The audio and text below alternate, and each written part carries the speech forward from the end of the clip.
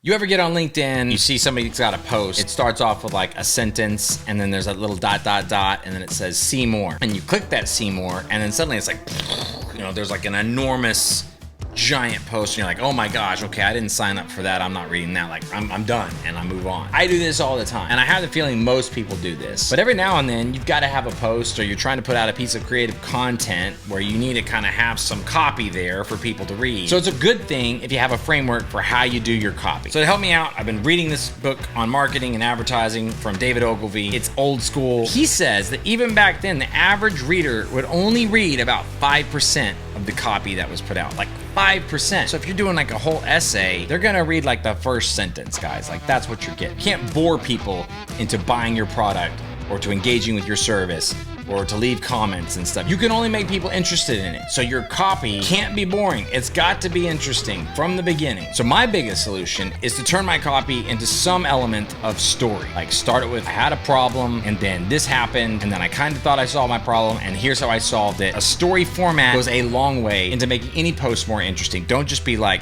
here's some stats of the thing that will help your life better. It does this, it does this, it does this. I mean, I'm already asleep and so is everybody else. Short sentences, short paragraphs do best, for sure. Avoid difficult words. If you can use a simple word, use a simple word. Your goal is to engage everybody, so you don't want to have any reason for them to not engage with your content, so don't use crazy difficult words. Ogilvy's got this story that when he was working with Dove, the soap company, he wanted to use the word obsolete in the copy, like their other soap is now obsolete. But then he realized that obsolete was one of those difficult words, and so he got rid of it. And instead, he used the word old-fashioned, which sounds even worse than obsolete. But he did this because he realized that not enough people back then across America knew what the word obsolete even meant. So if he had used the word obsolete, then he might have made his copy obsolete.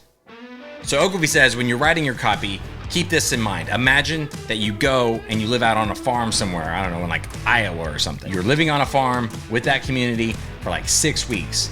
And then you come home and then you have to write your copy.